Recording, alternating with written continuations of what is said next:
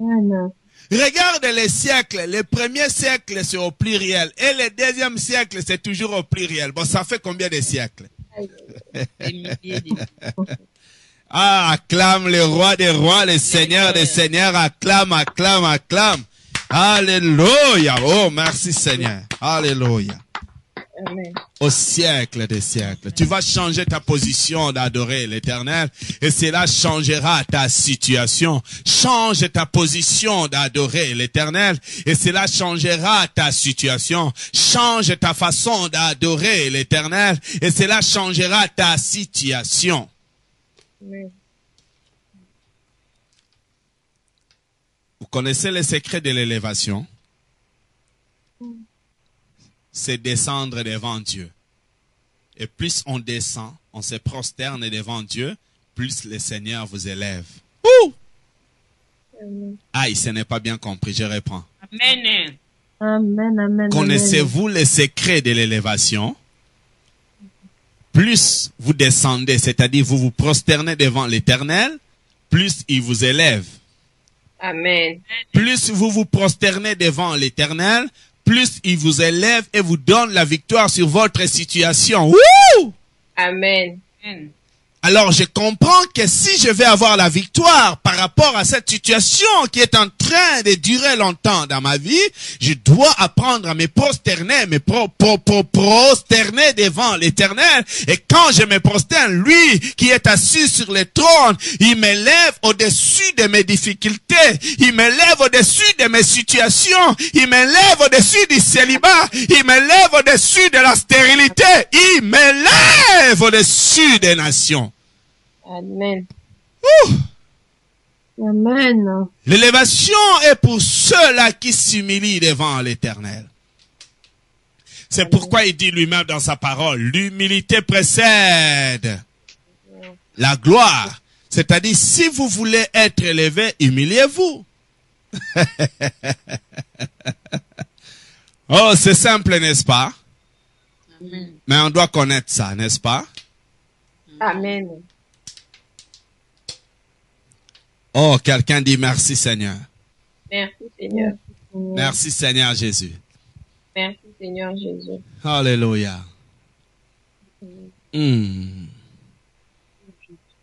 Ils adorèrent celui qui vit au siècle des siècles. Et ils jettent leur couronne. Oh, ça c'est merveilleux. Soulignez-moi ça et déclarez-le avec moi. Come on, avec moi. Et ils jettent, come on. Et ils jettent Leur couronne Leur couronne devant les trônes. Oh! devant le trône. Waouh! Qui peut faire ça? Qui peut faire ça? Vous savez, un roi, on le reconnaît par quoi? sa couronne. Par sa couronne. C'est la couronne qui fait d'un roi roi. Alléluia. Amen. Il n'existe pas de roi sans couronne. Ou de reine sans couronne. C'est-à-dire, c'est la couronne qui fait que la reine qui est là, elle est reine par sa couronne. C'est la couronne qui fait que le roi est roi. C'est-à-dire, quand on lui enlève sa couronne, il perd son autorité royale, il perd son titre royal. La couronne fait que tu sois roi ou reine. Mais quand on t'enlève ça, quand on te retire ça, tu perds ta royauté. Alléluia. Amen. Alors regardez-moi ces vieillards. La Bible dit, quand ils se sont prosternés quand ils se prosternent devant l'Éternel, qu'est-ce qu'ils font? Ils jettent leur couronne devant le trône de celui qui est assis. Wouh! Acclame le roi des rois, le seigneur des seigneurs. Alléluia! Wouh! Oh Seigneur. Ils jettent leur couronne devant le trône. C'est-à-dire, ils prennent leur autorité. Ils prennent leur personnalité. Ils les jettent devant Dieu.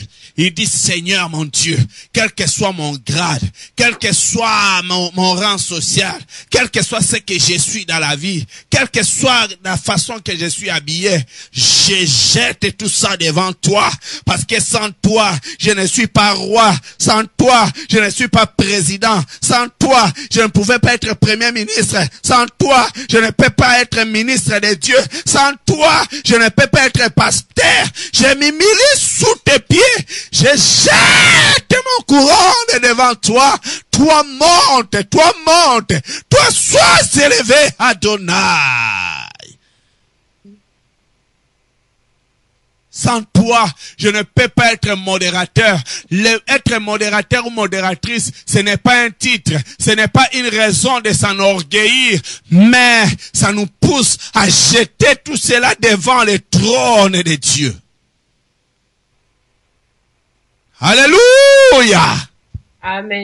Écoutez-moi, serviteur de Dieu, archibishop, bishop, pasteur, prophète, évangéliste, enseignant. Écoutez-moi, vous tous. L'orgueil a pris place dans la vie des serviteurs de Dieu. L'orgueil a pris place. Le Seigneur nous invite, nous les vieillards, dans le Seigneur, nous les vieillards, dans l'œuvre de Dieu, jetons nos couronnes devant le trône de celui qui est assis sur le trône. Jetons nos couronnes, jetons nos titres. Bishop n'est pas supérieur à Dieu. Archibishop n'est pas supérieur à Dieu. Pasteur n'est pas supérieur à Dieu. Prophète n'est pas supérieur à Dieu. La prophétesse n'est pas supérieure à Dieu. L'enseignant n'est pas supérieur. Le modérateur, l'intercesseur n'est pas supérieur. Prosternons-nous, jetons nos titres, que Dieu seul soit élevé au-dessus de tout. Oh, que Dieu seul soit élevé. Alléluia. Alléluia. Sois élevé, Seigneur. Les gens ont pris la place de Dieu. Dans nos réunions de prière, les gens ont pris la gloire de Dieu. Ça les appartient maintenant. Amen. C'est la vérité, papa. Surtout quand on porte déjà cette grosse bague-là. Personne ne peut plus s'élever. Même pour se mettre à genoux avant de faire la prédication, c'est difficile pour un bishop. C'est difficile pour un pasteur de se mettre à genoux. Surtout qu'il est déjà bien parfumé. Surtout qu'il est déjà bien habillé. Surtout qu'il est déjà bien présentable. Surtout qu'il a déjà des copines dans la salle, quoi qu'il est marié. C'est difficile de descendre. Il est élevé maintenant au-dessus de tout. Au lieu que Dieu soit assis sur le trône, lui s'assied maintenant. Les gens commencent à se prosterner, à s'agenouiller devant des serviteurs de Dieu maintenant.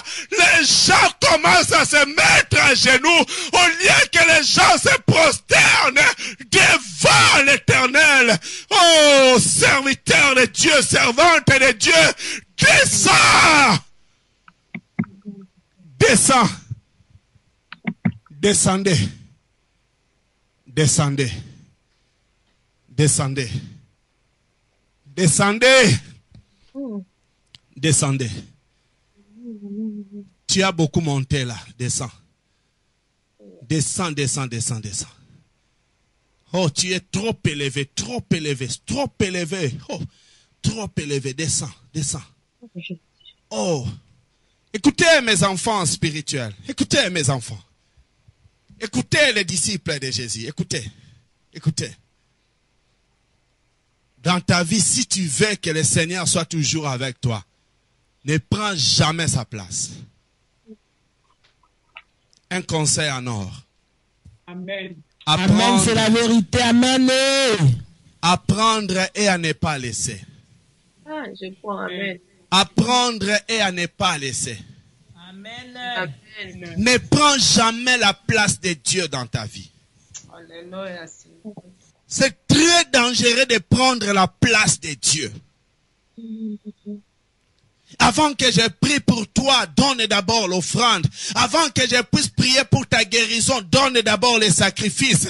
Avant que je puisse t'imposer les mains, donne d'abord la consultation. Avant que je puisse te recevoir, paye d'abord là-bas à la caisse la consultation auprès de ma secrétaire. Oh Seigneur, nous sommes où? On est où là? On est où? C'est la vérité. Oui. On est où aujourd'hui? Avant que je ne puisse prendre ton appel, est-ce que tu as déjà payé chez ma secrétaire? Oh Seigneur. Alors dites-moi, les droits d'entrer au ciel, c'est combien? C'est quoi les PAF? C'est combien d'euros? Combien de dollars? Combien de pounds? C'est combien de francs congolais? C'est combien de rentes? Combien de roubles? Alléluia. Amen. Écoutez un conseil, descendons. Nous sommes trop élevés pour être acceptés devant les Seigneur. Nous sommes trop élevés. Beaucoup de sécurité pour avoir un serviteur de Dieu. Pour les voir, beaucoup de sécurité, beaucoup de calme, beaucoup de complications, beaucoup de protocoles, beaucoup des agents de sécurité, beaucoup de yapomba, beaucoup de catchers. Oh. Beaucoup de sportifs autour de l'homme de Dieu. Pour les protéger, pour qu'on ne les tape pas. Hey! Descends! Oh, Jésus. Descends.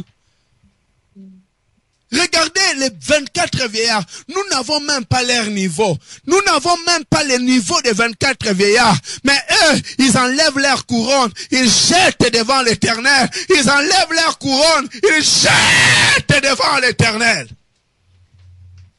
Alléluia. Ils enlèvent leur couronne.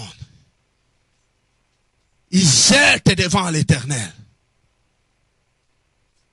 Le plus grand problème des gens aujourd'hui, vous avez porté des couronnes. Les couronnes des archibishops, les couronnes des bishops, les couronnes des pasteurs, les couronnes des prophètes. Vous avez beaucoup de couronnes aujourd'hui. Jetez-les devant l'Éternel. Vous n'êtes pas des dieux. Vous n'êtes pas des créateurs. Vous êtes des créatures. Alors descendez. Descendez s'il vous plaît.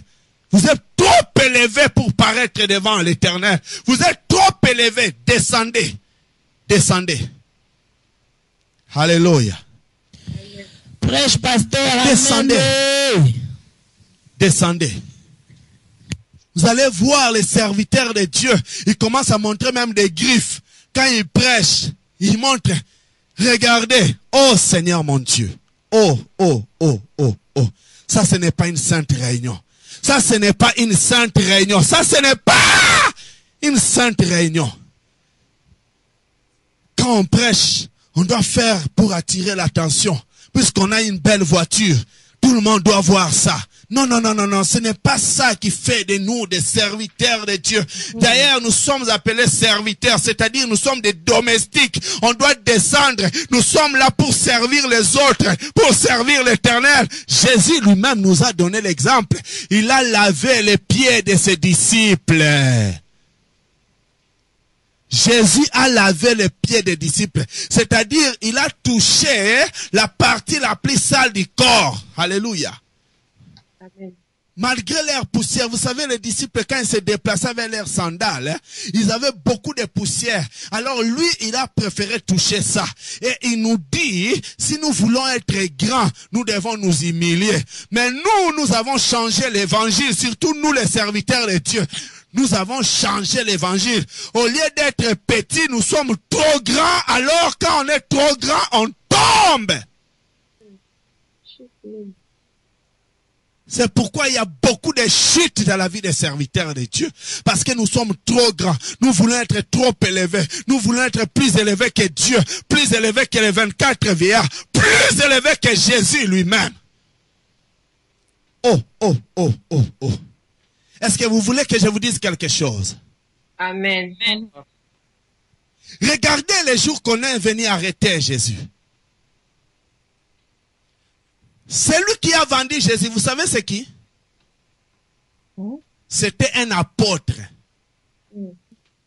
C'est-à-dire, c'était un serviteur de Dieu. L'apôtre Judas. Quelqu'un dit avec moi, apôtre Judas. Apôtre Autre Judas. Judas. Ce n'était pas un païen, c'est lui qui a vendu Jésus. C'était un apôtre, un serviteur de Dieu. Et vous savez, celui qui a acheté Jésus, vous allez être surpris. Mais c'est la vérité. Et vous le connaissez. C'était des serviteurs de Dieu qui ont acheté Jésus. Les principaux sacrificateurs. C'est-à-dire les serviteurs de Dieu qui travaillaient avec les gouvernements. Ceux qui avaient la possibilité de voir les rois Hérode, ceux qui avaient la possibilité de voir les gouverneurs Pilate, ceux qui avaient la possibilité d'avoir des militaires ou des soldats auprès du gouvernement. Le gouvernement les donnait des militaires. Il donnait des soldats à ces serviteurs-là. Parce que c'était eux qui avaient une bonne relation avec le gouvernement. Alléluia. Amen. Ouh! Alors ce sont eux, puisqu'ils avaient la possibilité de collaborer avec le gouvernement, ils avaient l'argent. Et c'est eux qui ont donné l'argent à l'apôtre Judas, qui n'en avait pas beaucoup. Ouh! C'est eux qui ont donné l'argent à l'apôtre Judas, qui n'avait pas beaucoup de moyens. Écoutez, apôtre, nous on voit les présidents, nous on voit les rois, nous on voit les premiers ministres, nous on travaille. On peut te recommander. Écoutez, tu es serviteur de Dieu. Entre dans notre groupe. Toi, tu as quelle tendance? Entre dans notre tendance. Alléluia. Amen. On va te pousser. On va te pistonner. Et Judas a pris l'argent. Et cet argent-là, c'était pour vendre Jésus. Regardez un serviteur de Dieu qui a vendu un autre serviteur de Dieu, le Messie, le Sauveur. Alléluia. Et il a reçu l'argent. Il était très content d'avoir cette somme d'argent. Écoutez-moi très bien. Et il fallait qu'on arrête Jésus maintenant. Alléluia. Amen. Et Jésus n'était pas seul. Il était avec les autres disciples. Mais comment les reconnaître? Comment les reconnaître? Et Judas dit, vous allez voir, c'est lui que je vais embrasser, je vais faire un baiser. Mouah. Alléluia. Amen. C'est celui-là. C'est celui que je vais embrasser. C'est celui sur la joue de qui je vais faire un baiser. C'est celui-là que vous devez arrêter. Alléluia. Amen. Qu'est-ce que je vais dire par là? Donc, même les soldats, même les gens qui étaient venus avec Judas, il leur était difficile de reconnaître Jésus. Comment ne pas reconnaître quelqu'un qui ressuscite les morts? Comment ne pas connaître ou reconnaître quelqu'un qui va même au cimetière ressusciter un Lazare qui était mort il y a 4 jours passés? Comment ne pas le connaître? Parce que c'est lui l'homme du moment. C'est lui qui fait les miracles qu'aucun n'a fait avant. Alléluia. Amen. Comment ne pas les reconnaître? On doit les connaître quand même. On doit en parler partout, dans toutes les télévisions, sur Internet, partout. Quoi qu'il n'y en avait pas à cette époque-là, mais on devait quand même les reconnaître, n'est-ce pas? Amen. Mais regarde, on vient l'arrêter, mais on ne le connaît même pas. Quelle simplicité! C'est-à-dire, il était très simple. On pouvait, mon frère, le confondre avec le disciple Thomas. On pouvait le confondre avec le disciple Jacques. On pouvait le confondre avec tout le monde. C'est pourquoi, pour bien le connaître, il faut faire un signe. Il faut venir, tu le prends, tu l'embrasses. Comme ça, on saura que c'est lui. Alléluia. Amen. Quelle humilité! Mais c'était lui le faiseur des miracles, mais il était humble au point qu'on ne pouvait pas le connaître tout de suite, parce qu'il n'était pas assis sur le trône. Il avait jeté sa couronne devant le Seigneur. Il reconnaissait que c'est Dieu qui est tout au-dessus de tout. Alléluia. Amen. Mais regardez, nous aujourd'hui, facilement on peut nous reconnaître. C'est lui le patron. Alléluia. Amen. Amen. Je peux parler aux gens qui sont vivants. Amen. Nous sommes